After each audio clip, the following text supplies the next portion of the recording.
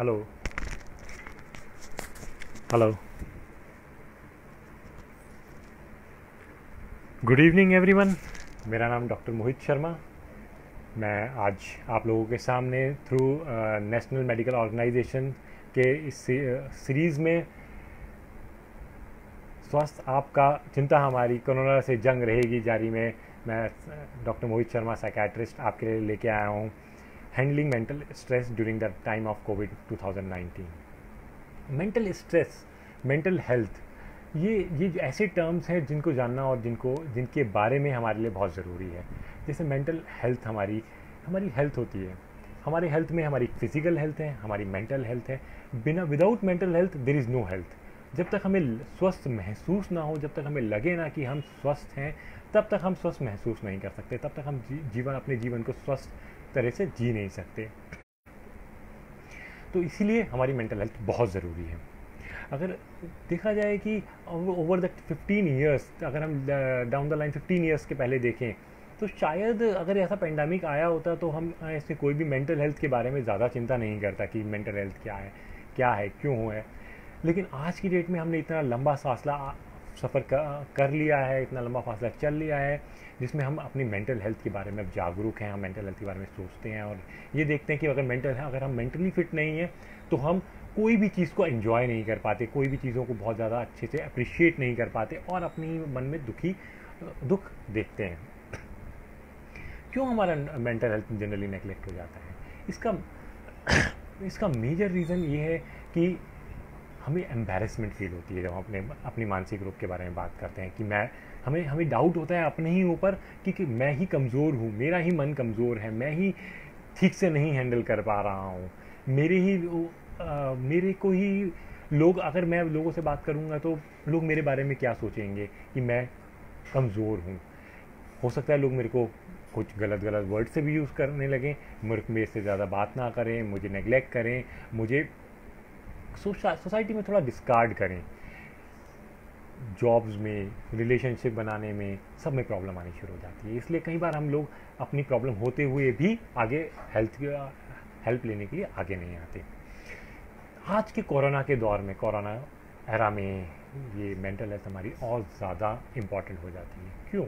इसके मेरे को रीजंस कुछ 3 ज़्यादा बेटरली समझ आते हैं। एक, आप में क्या है, ये इलनेस एकदम से सडन इलनेस आई, सीरियस इलनेस है, इससे कैसे होगी ये, इसमें अनसर्टेनिटी बहुत है। जैसे कि कैसे होगी, क्या क्या इसके लक्षण हैं, ये कैसे फैलती है, इसका इलाज है या नहीं है, और सबसे बड़ी बात, क्या इससे मृत्यु हो सकती है। ये सारे सवाल जब हमारे मन में घूमते हैं तो इससे अनसर्टेनिटी और एंजाइटी, फियर पैदा होता है हमारे अंदर। ये एंजाइटी और फियर पैदा करने के लिए बहुत ज़्यादा गड़बड़ है। और जो हम देखते हैं कि इसका ट्रीटमेंट जो आया, आज तक कभी दुनिया में इस तरह का ट्रीटमेंट कभी नहीं अपनाया, पूरी दुनिया ने अपनाया, एक साथ अपनाया। कोई एक कंट्री नहीं कि सिर्फ इस कंट्री की बात है या उस कंट्री की बात है, ये पूरी दुनिया में एकदम से लॉकडाउन हो गया। क्या हमने सोचा था कि lockdown is a treatment for a illness या प्रिवेंशन फॉर ए इलनेस? शायद कुछ बुक्स में कुछ मेडिकल स्टूडेंट्स ने, मेडिकल डॉक्टर्स ने पढ़ा हो, लेकिन आम जनता ने, शायद उनके फोर फादर्स ने भी कभी, ये पिछले कई जनरेशन से नहीं सोचा था कि इस तरह का भी ट्रीटमेंट होगा आगे। बट जो हमने अभी देखा, तो लॉकडाउन में जब हमने अपनी ऑटोनॉमी खो दी, हमने अपना कंट्रोल खो दिया चीज़ों के ऊपर से, हम घर के अंदर बंद हैं, आइसोलेटेड हैं, तो इससे भी हमारा मेंटल स्ट्रेस काफ़ी बढ़ रहा है। इन चीज़ों से हमारी इरिटेबिलिटी, हमारा एंगर, हमारे अंदर लोनलीनेस पैदा होती है, जो हमारे मानसिक रोग को थोड़ा प्रॉब्लम क्रिएट करती है। तीसरी चीज़, शायद ये सब चला जाएगा, शायद कोरोना चला जाए, शायद चीज़ें ठीक होने लगे, लेकिन इसके बावजूद जो लंबे टाइम तक प्रॉब्लम हमारे साथ बनी रह सकती है वो है सोशो इकोनॉमिक क्राइसिस। बहुत लोगों ने जॉब खोई है, बहुत इकोनॉमिक प्रॉब्लम्स आई हैं शहर, इस दुनिया में, इस पूरे वर्ल्ड में ही एक तरह से इकोनॉमिक डिप्रेशन आ गया है। और बहुत जैसे माइग्रेंट वर्कर्स थे हमारे, जैसे डेली वेज वर्कर्स, उनकी जॉब्स लॉस हुई हैं। तो इन सब के चलते हम ये देख रहे हैं कि मेंटल स्ट्रेस काफ़ी ज़्यादा बढ़ता है। ये शायद इकोनॉमिक स्टेटस ही सबसे ज़्यादा बड़ी प्रॉब्लम है जो सुसाइड तक हमारे उसमें करता है। हमने तो ये पहले हम देख चुके हैं 2008 के इकोनॉमिक क्राइसिस में कि बहुत सारी जॉब्स लॉस होती हैं और उसकी वजह से सुसाइड रेट काफ़ी ज़्यादा हाई हो जाता है, मेंटल स्टेट का लोगों के मेंटल डिस्टर्बेंस काफ़ी ज़्यादा हो जाती है। तो इन सब के चलते हम ये थोड़ा जानना चाहेंगे अब इसमें हमारे को अगर मेंटल प्रॉब्लम है तो हमें क्या क्या लक्षण आ सकते हैं, हमारे को किस तरह से पता लगेगा कि हमें मानसिक प्रॉब्लम है, हमें मानसिक रूप से कोई दिक्कत आ रही है। सबसे पहले हम देखेंगे कि 3 मेन क्षेत्र हैं हमारे मानसिक रूप में। एक है हमारे विचार, हमें किस तरह के विचार आ रहे हैं, हमें क्या क्या सोच आ रही है हमारे। जब हम खाली बैठते हैं तो हमारे मन में कई बार काफ़ी कुछ विचार आते हैं, चले जाते हैं, हम बॉदर नहीं करते, हम काम में लग जाते हैं, चीज़ें करने लग जाते हैं, वो नॉर्मल है। लेकिन जब कोई ऐसे विचार, ख़ासतौर पे जो नेगेटिव विचार हों, जैसे सब कुछ ख़राब होने वाला है, सब बेकार है, चीज़ें अच्छी नहीं होंगी, सब काम अच्छा नहीं चलेगा, आगे क्या होगा, ये नकारात्मक विचार जब हमारे मन में आने लगते हैं तो हम चिंता में आ जाते हैं, हम परेशान हो जाते हैं, हमारे को सब कुछ ख़राब लगने लग जाता है। ये विचार जो होते हैं, हम कहीं अपने आप को दूसरी जगह लगाने की कोशिश करें, हम अपने आप को थोड़े बिजी रखने की कोशिश करें, तब भी आते रहते हैं, तब भी हम अपने उन्हीं बातों में परेशान होते रहते हैं, लोगों से बातचीत करने में भी हमें दिक्कत आती है। और जब ये इतना ज़्यादा बढ़ जाता है तब क्या होता है, ये हमारे इमोशंस में, फीलिंग्स में नज़र आता है, जो हमारा सेकंड पार्ट होता है, हमारे इमोशंस, हमारी फीलिंग्स। हमारे इमोशंस उससे थोड़े दुख वाले, सैडनेस हमारे अंदर बढ़ने लगती है, हमारे अंदर नीरसता आ जाती है, लोनलीनेस की फीलिंग आती है, कुछ समझ नहीं आता कि ये सब बेकार है, ये सब चीज़ ख़राब है, और हम नीरस फील करने लग जाते हैं, उदासी फील करने लग जाते हैं। और उस उदासी और नीरसता के और कई बार इरिटेबिलिटी भी फील करने लग जाते हैं। उस उदासी, नीरसता, इरिटेबिलिटी में हम तीसरा हमारा क्षेत्र दिखता है हमारे व्यवहार में, जब जाके लोगों को पता लगता है। इन 2 चीज़ों तक हमारे किसी जानने वाले को या उसको शायद ना पता लगे कि ये कैसा फील कर रहा है या ये कैसा सोच रहा है, लेकिन जब वो व्यवहार में अब तीसरा कंपोनेंट आता है, तब हमारे घर वालों को, हमारे समाज को भी पता लगता है जी, उसमें हम थोड़ा नॉर्मल से अलग व्यवहार करना शुरू कर देते हैं। अगर हम डिप्रेशन की तरफ सिम्टम्स आ रहे हैं, हमारे निरस्ता आ रही है मन में, तो हम चुपचाप हो जाएंगे, लोगों से बातचीत नहीं करेंगे, लोगों से इंटरेक्ट नहीं करेंगे, और अपने जो normal day to day routine के काम थे उसमें हम ज़्यादा समय नहीं बिताएंगे। हम अपना सोने और जागने का टाइम बहुत ज़्यादा चेंज हो जाएगा, बातचीत करने का तरीका चेंज हो जाएगा, लोगों में चिड़चिड़ाहट के साथ हम बात करेंगे। इस तरह के हमें लक्षण दिखने लगते हैं। यही अगर हमें एंजाइटी वाले अगर सिम्टम्स आएँ तो क्या होंगे। हमें हमारी एंजाइटी जो होती है वो हमारे अंदर होती है, वो हमारी सोच से हमारी पैदा होती है, डर से पैदा होती है और हमारे अंदर लक्षण पैदा करती है। हमें पसीना आने लगता है, कई बार हाथ पैर कांपने लगते हैं, बेवजह लगता है कि कहीं हमें दिल का दौरा तो नहीं पड़ जाएगा, हमारे दिल की धड़कन बहुत तेज़ हो जाती है, हम कई बार तो बहुत हड़बड़ा जाते हैं कि क्या हो गया, कैसे हो गया, क्या करें अब आगे, और हम बहुत परेशान हो जाते हैं इस एंजाइटी को लेकर के। तो इस तरह के लक्षण जब भी आएँ तब हमें सतर्क हो जाना है, हमें देखना है और कि ये हमारे मानसिक रूप में परेशानी क्रिएट हो रही है। देखिए, एक तो जनरल पॉपुलेशन सबको ही ये बीमारी और ये परेशानी, इस वायरस की वजह से बहुत सारी परेशानियां, इसकी वजह से बहुत सारी चिंताएं सब लोगों को हो रही हैं। लेकिन हमारे कुछ वनरेबल ग्रुप्स हैं, ख़ास तौर पे हमारे कोविड वॉरियर्स, जो हमारे हेल्थ केयर वर्कर्स हैं, हमारे पुलिस पर्सनल्स हैं, सैनिटरी वर्कर्स हैं, जो ये जानते हुए भी कि मुझे कुछ दिक्कत हो सकती है, ये जानते हुए भी कि दुनिया स्टे होम का नारा दे रही है, कोरोना से बचना है तो घर से नहीं निकलना है का नारा दे रही है, तब भी मुझे घर से बाहर निकलना है। वो देश और दुनिया के लिए बाहर निकलते हैं, मानवता के भलाई के लिए बाहर निकलते हैं, सब चीज़ों के लिए करते हैं। लेकिन जब उनके मन में ये डर आता है कि यार अगर बाई चांस मुझे हो गया, अपने भी मन में उतना ना आए, हो सकता है मेरे फैमिली मेम्बर्स को कुछ हो जाए, अगर मैं वायरस घर से वहाँ बाहर से लेके आया, मेरे घर में छोटे बच्चे हैं, बूढ़े लोग हैं, उनको अगर वायरस हो गया तब मेरा क्या होगा। इस तरह की चिंताएं जो होती हैं उन लोगों के मन में काफ़ी पनप जाती हैं, वो अपनी लाइफ रिस्क पे डालते हुए उसको काम करते हैं और काफ़ी स्ट्रेसफुल वो करते हैं। हम ये भी देखते हैं कि प्रोटेक्शन गियर्स आजकल काफ़ी कम मिल रहे हैं उन लोगों को कई बार, क्योंकि एकदम से आपदा आई है। ऐसा नहीं है कि हम लोग उसके लिए प्रिपेयर बैठे थे, हम लोगों ने सब कुछ सारे काम साझा रूप से कर रखे थे, सब कुछ प्रिपेयर्ड था। ये एकदम से आपदा आई, जो जो इस चीज़ को यूज़ के लिए प्रिपेयरनेस हमें करनी थी, वो प्रिपेयरनेस हमारी अभी नहीं हो पाई इस दौरान, वो इससे पहले हमारे पास नहीं थी।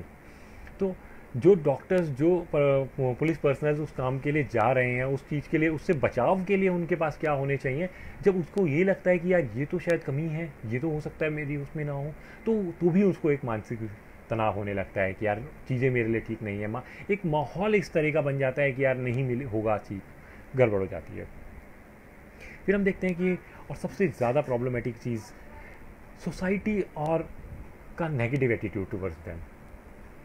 वो लोग सोसाइटी के लिए ही कर रहे हैं, सो लोग सोसाइटी के लिए ही सोच रहे हैं, मानवता के लिए अपने आप को आगे रख रहे हैं। लेकिन जब सोसाइटी उनके लिए स्टिग्मा देखती है, उनकी तरफ उनके लिए डिस्क्रिमिनेट करने लगती है उनसे, तो प्रॉब्लम होनी शुरू हो जाती है। और काफ़ी हद तक ये भी देखा गया है कई बार तो हमारे समाज में अनफॉर्चुनेटली उन्हें अपने ही घर में घुसने से भी रोका जा रहा है, जो बहुत ही ज़्यादा अचंभित है और बहुत ही ज़्यादा दुखदायक है। ऐसा हमें नहीं करना चाहिए। और किस तरह की प्रॉब्लम्स होती हैं हेल्थ वर्कर्स, जब हम देखते हैं कि अपने ही मरीजों को बेतहाशा मरते हुए देखते हैं, तो ये उनके मन में और ज़्यादा नेगेटिव फीलिंग्स आनी शुरू हो जाती हैं कि गड़बड़, ये कैसे, ये क्यों हो रहा है, मैं क्यों नहीं बचा पा रहा हूँ, मैं अपने उसमें फेलियर में जा रहा हूँ। तो उनको मानसिक तनाव थोड़ा ज़्यादा होने लगता है। आजकल हम ये भी देख रहे हैं डोमेस्टिक वायलेंस एक काफ़ी ज़्यादा इम्पॉर्टेंट मुद्दा बन गया है, काफ़ी ज़्यादा प्रॉब्लम बढ़ गई है इस चीज़ की दिन दुनिया में, हमारे देश में, पूरी दुनिया में खास तौर पे। NCW का भी डाटा आया कि during the lockdown domestic violence against the women एकदम डबल हो गया है। और ये भी देखा जा रहा है कि इसकी रिपोर्टिंग भी कम हो रही है एक्चुअल में। और ये डाटा सिर्फ इंडिया से नहीं, ये पूरे वर्ल्ड से आ रहा है। फ्रेंच गवर्नमेंट को तो स्टेप थोड़ा आगे बढ़ के ये हमने लिया कि जो लेडीज़ डोमेस्टिक वायलेंस की शिकार हैं, उनको वो अलग से होटल देंगे कि इससे वो वहाँ रह सकें, क्योंकि उनके पास भी कोई वो नहीं है, क्योंकि घर से बाहर जा नहीं सकते, पुलिस स्टेशन तक जाने तक भी डर लगता है। तो वो जाए कहाँ, क्या करें उस चीज़ को लेकर के, इस चीज़ को लेकर के, इसलिए वो परेशान बहुत ज़्यादा हो जाते हैं। इसको बचाने का जो तरीका है वो भी बहुत ही ज़्यादा कॉम्प्लिकेटेड है देखे जाए, क्योंकि अगर हम उसको देखें कि जो वायलेंस कर रहा है that person is also stress, अपने ही घर में चिड़चिड़ाहटपन के साथ में, गुस्से के साथ में अपने गुस्सा निकाल रहा है लोगों के ऊपर। लेकिन क्या ये जस्टिफाइड है? शायद नहीं। शायद हस्बैंड वाइफ फैमिली मेम्बर्स को मिलजुल के वो काम करना पड़ेगा, तो अपने घर परिवार के काम करना पड़ेगा, जिससे वो चीज़ों को आगे बढ़ा सकते हैं बेटर तरीके से।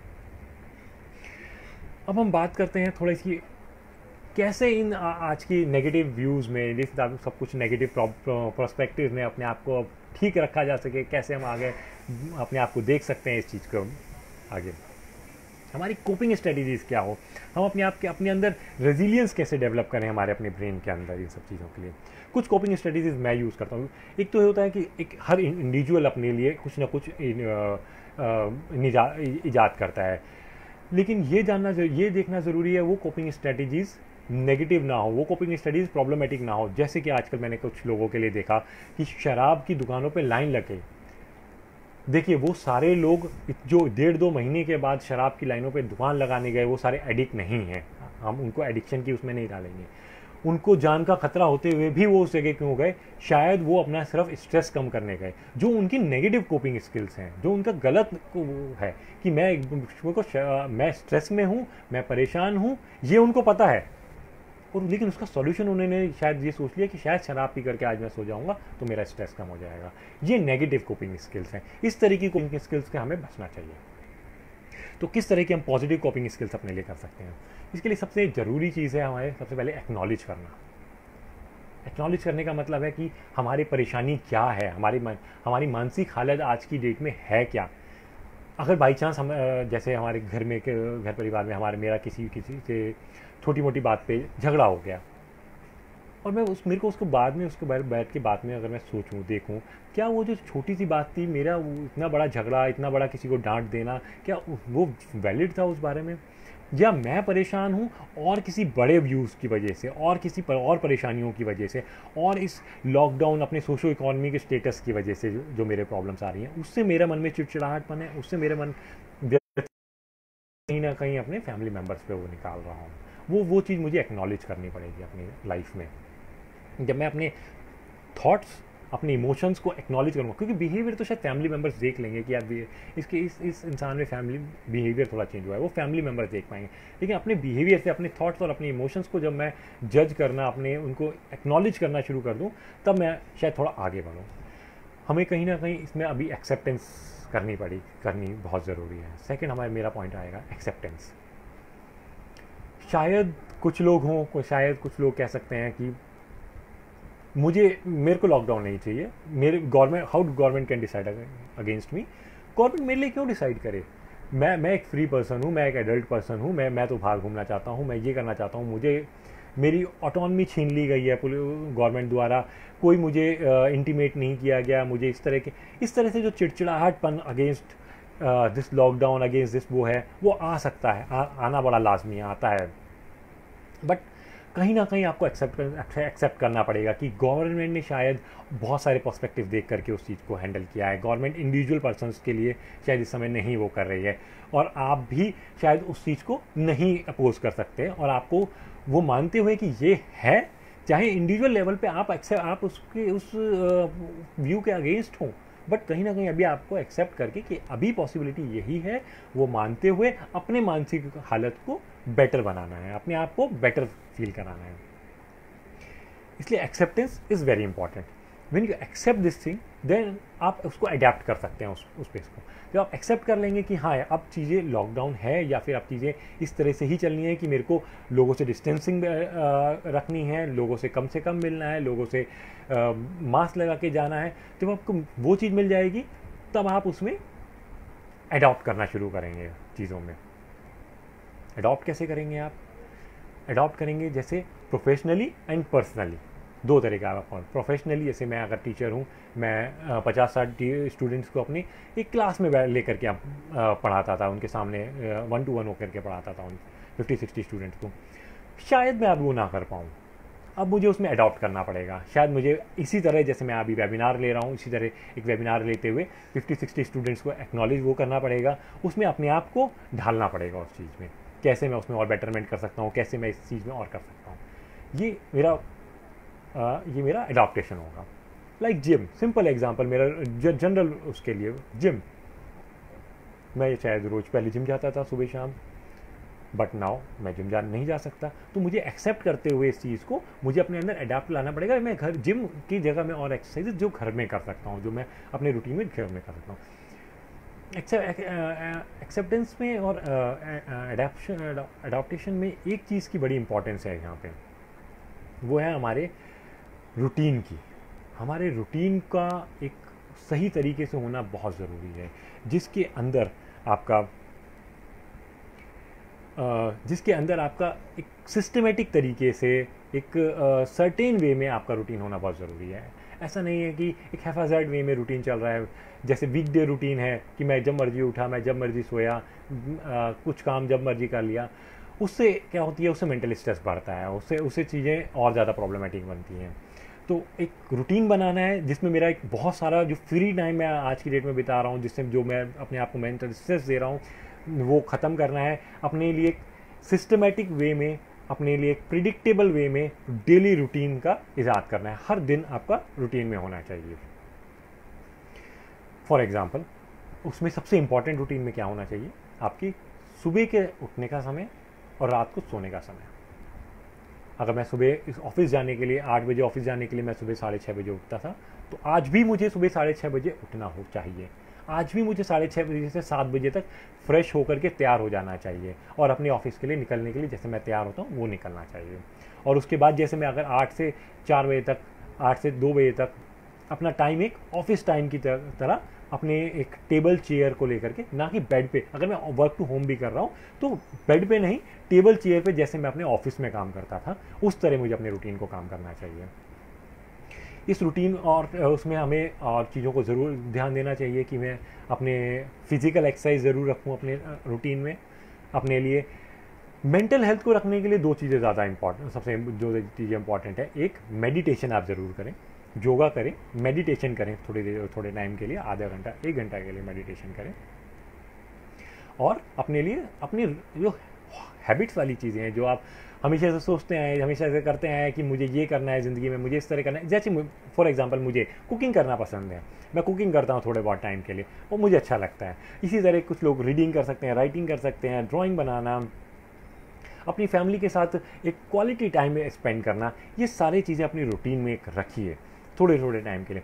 पूरे टाइम मोबाइल पे अपना फेसबुक, व्हाट्सएप, सोशल मीडियाज़ देखते रहना, टिकटॉक वीडियोस देखते रहना, टीवी पे चीज़ें देखते रहना, वो आपको मेंटल स्ट्रेस देती हैं, वो चीज़ें आपको प्रॉब्लमेटिक देती हैं। तो उनसे बचना है और इन चीज़ों को अपनाना है।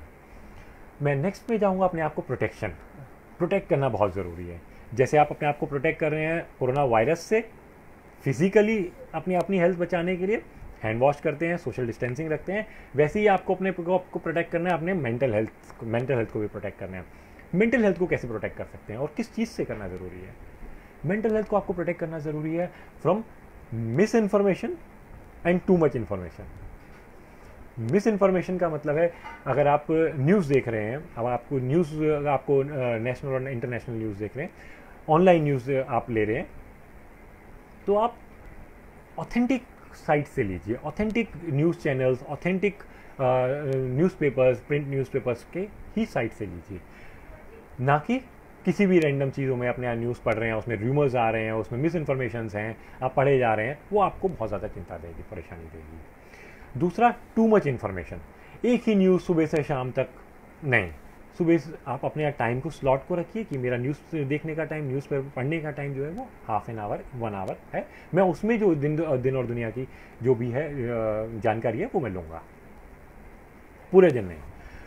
दूसरी इन्फॉर्मेशन हमारी ज़रूरी है आजकल हो गई हमारे इन्फेक्शन को लेकर के, कोरोना वायरस को लेकर के हम काफ़ी सचेत हैं उस चीज़ को लेकर के। हमारे को लगता है कि हमें इन्फॉर्मेशन मिलती रहनी चाहिए, लीजिए, कोई बुराई नहीं है इन्फॉर्मेशन लेने में, लेकिन फिर से मिस इन्फॉर्मेशन नहीं लीजिए। ऑथेंटिक साइट्स जैसे आपकी WHO, CDC, इंडिया में ICMR जो साइट्स हैं, उनसे जो वो इन्फॉर्मेशन दे रहे हैं, करेक्ट इन्फॉर्मेशन दे रहे हैं, उनको लीजिए आप इन्फॉर्मेशन। उनसे बचाव के तरीके, किस तरह से अपनी ज़िंदगी को चलाना है, उसके वो लीजिए। कई बार मैंने देखा है कि ऐसे नुस्खे उसमें बताए जाते हैं फेसबुक और व्हाट्सएप पे और अदर सोशल मीडियाज़ में, जो बहुत ही हानिकारक भी हो सकते हैं। एक तो मैं एग्जांपल की तरफ बताऊँ कि अल्कोहल पीने से आप वायरस को अंदर बॉडी के अंदर भी मार सकते हैं, जैसे आप हैंड रब से मार सकते हैं। ये बिल्कुल इनकरेक्ट इन्फॉर्मेशन है। इस तरह की इन्फॉर्मेशन से आप अपने आप को बचाएं। तो और आपको नेगेटिव थॉट से भी अपने आप को बचा के रखना है। नेगेटिव थॉट से आप जैसे मैंने आपको पहले बताया, नेगेटिव थॉट्स हमारे हैं जो हमारे को इंट्रूज करते रहते हैं, हमारे ब्रेन में आते रहते हैं, फिर वो र्यूमर्स की तरह बन जाते हैं, हम रूमिनेशंस बन जाते हैं कि एक के बाद एक लिंक बनता रहता है, और हम रोकने की कोशिश करते हुए भी उन विचारों को रोक नहीं पाते, परेशान होते रहते हैं, क्यों इस तरह के विचार आ रहे हैं, क्यों मेरे को ऐसा लग रहा है, हम परेशान होते रहते हैं। तो उनको रोकने का तरीका है, सबसे पहले जो मैंने आपको तरीका बताया, पहले उसको एक्नॉलेज कीजिए, हाँ मुझे इस तरह से आ रहा है, और फिर उनको रोकिए कि नहीं, मुझे इन विचारों को नहीं लाना है। शुरुआत में रोकेंगे ज़्यादा इजी होता है। अगर वो विचार चलते जा रहे हैं और आप उनसे विचार इमोशंस पे आ गए और आप उससे परेशान होना शुरू हो गए, तब उनको रोकें थोड़ा मुश्किल होता है। इसलिए जब आपको हुआ है तभी उसको इमीडिएटली आप रोकने की कोशिश कीजिए। जब आप अपने आप को इन सब चीज़ों से रोकेंगे, इन सब चीज़ों से बचा के रखेंगे, तो नेक्स्ट मैं आपको कहना चाहूँगा, इस लॉकडाउन और इस पीरियड में जो सबसे इम्पॉर्टेंट चीज़ रही है लाइफ में, वो है एल्ट्रुइज्म टुवर्ड्स अदर्स। लोगों के लिए काइंड रहें, कंपैशनेट रहें, अपने काम में मदद करें लोगों की। सबसे इम्पॉर्टेंट जो आप देख रहे हैं आजकल, काफ़ी ज़्यादा गरीबी, काफ़ी ज़्यादा परेशानियां लोगों में झेल रहे हैं, चाहे आप मॉनिटरी हेल्प कर रहे हो, चाहे फूड के हेल्प कर रहे हो, चाहे आप लोगों को समझा के हेल्प कर रहे हो, आपके घर परिवार के आसपास लोगों में कहीं एल्डरली पॉपुलेशन रह रही हो जो आइसोलेटेड रह रही है, परेशान रह रही है, आप उनसे फ़ोन पे बात करके उनसे बात कर रहे हो, चाहे सोशल डिस्टेंसिंग करके उनसे बात कर रहे हो, हेल्प करें लोगों की। जितनी हम लोगों की हेल्प करते हैं इससे हमारे मानसिक रूप को बहुत ही बेटर फील होता है। Altruism is the best way I will say to protect your mental health. सिर्फ मेंटल हेल्थ बचाने के लिए नहीं, ये साइंटिफिक रूप से पूरी तरह प्रूवन है कि एल्ट्रुइज्म की वजह से इंसान लॉन्गिटिविटी भी आती है उसके अंदर, इसमें कोई डाउट नहीं। ये करें अपनी लाइफ में। और और एक और इम्पॉर्टेंट चीज़ मैं आपको कहूँ, कनेक्टिवनेस।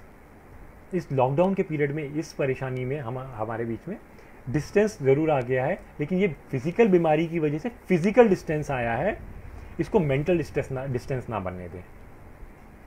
मतलब हम अपने परिवार के लोगों से, हम अपने दोस्तों से, हम अपने पुराने दोस्तों से, अभी तो हमारे पास काफ़ी टाइम है, चाहे हमारे बचपन के दोस्त थे, हमारे चाहे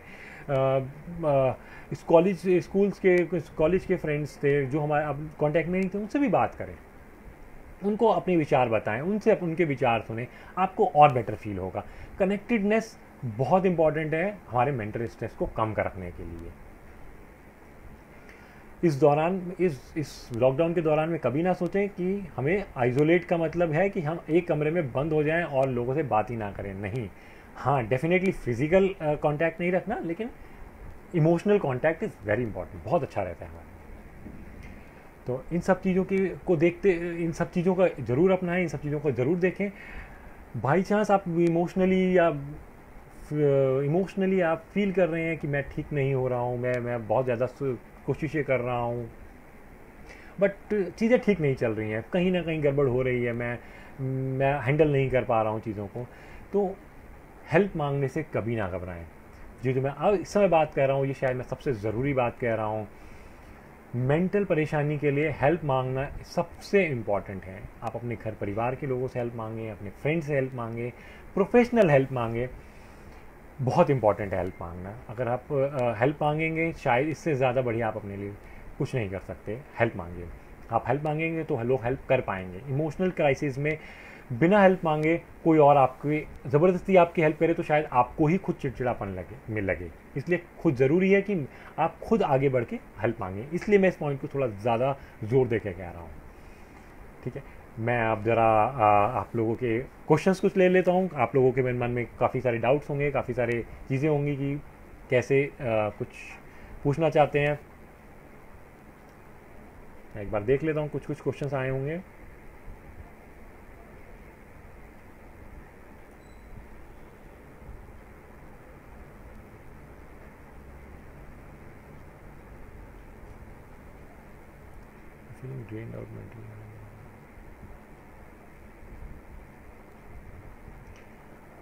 डॉक्टर अभिषेक गर्ग पूछ रहे हैं, mental health care providers are feeling drained out mentally at the end of the day after day, और sir as a doctor what do we do in this.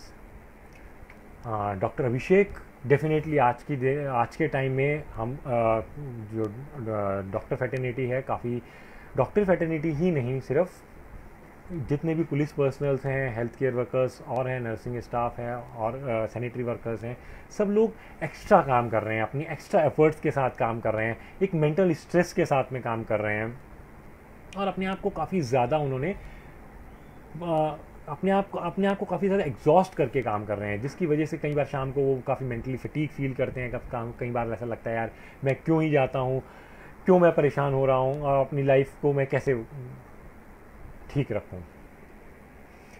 इन लोगों के, इन सब के लिए मैं आपको एडवाइस करना चाहूँगा, डेफिनेटली बहुत ज़रूरी है अपना रूटीन रखना, डेली अपना फिजिकल एक्सरसाइज, अपना मेडिटेशन, अपना लोगों के साथ कनेक्टेडनेस, लोगों से बातचीत करते रहें, अपने इमोशंस को शेयर करें लोगों के साथ, अपने जूनियर्स से, अपने सीनियर्स से बात करते रहें कि मैं ऐसा फील कर रहा हूँ, मुझे उस चीज़ में डर लग रहा है, मुझे इस तरह से होता है।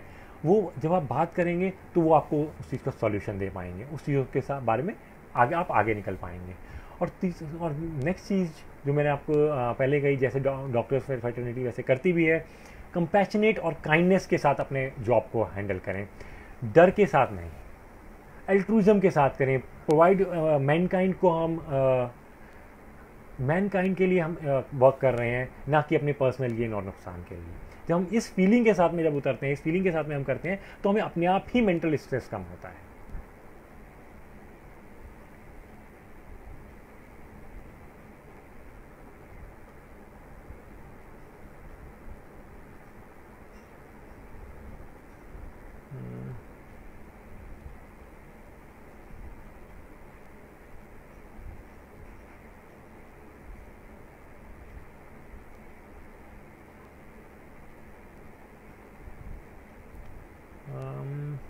और कोई आप में से कोई सवाल पूछना चाहता है? मैं काफ़ी नीचे था। हाँ, माई एडोल्स डॉक्टर मिस्टर दिलीप कुमार पूछना चाहते हैं, my adolescent brother is very irritable in this crisis while at home, how do we handle him sir? Definitely जो एक एज ग्रुप है हमारा एडोल्सेंस का और चिल्ड्रंस का, ये बड़ा इंपॉर्टेंट एज ग्रुप होता है। यही एज ग्रुप होता है जब सबसे ज़्यादा, चाहे वो लॉकडाउन से रिलेटेड हो ना हो, लॉकडाउन की बात नहीं है, लेकिन यही एज ग्रुप है जब हमारी मानसिक बीमारियां सबसे ज़्यादा हमें लगती हैं हमारे एडोलसेंस एज में। ये इस समय हमारा मानसिक जो विकास हो रहा होता है वो सामाजिक विकास ज़्यादा हो रहा होता है। तो इस दौरान में हमें जैसे हम एडोलसेंट में स्कूल में जा रहे हैं, या फिर लेट एडोलसेंट में कॉलेज में स्टार्ट हो गए हैं, हम अपने सोशल सर्कल को बनाते हैं, तो एकदम से घर में आकर के वही सारी चीज़ें होती हैं कि हम चीज़ों को एक्सेप्ट नहीं कर पा रहे, हम चीज़ों को अडॉप्ट नहीं कर पा रहे, इरिटेबल रह रहे हैं। इस दौरान हम उनको साथ कैसे व्यवहार करें, उनको कैसे समझाएं उस चीज़ के बारे में। सबसे पहले मैं आपको ये कहना चाहूँगा, be true with these kids, be true, एकदम सच के साथ में बात करें।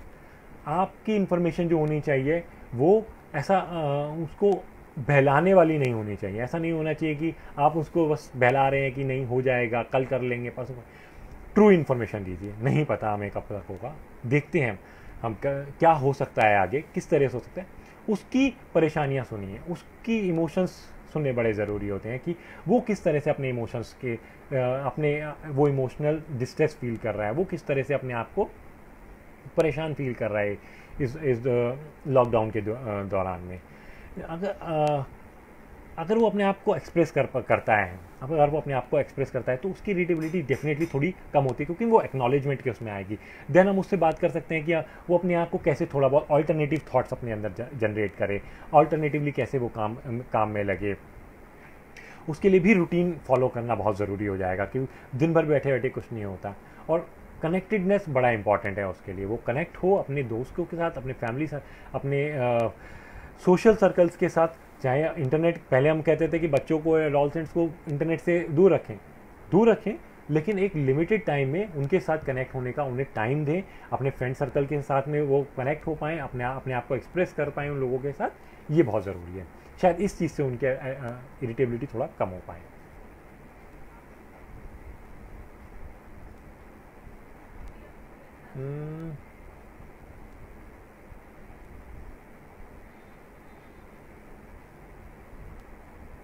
और कोई क्वेश्चन तो मुझे नहीं नज़र आ रहा, मैंने पूरा देख लिया।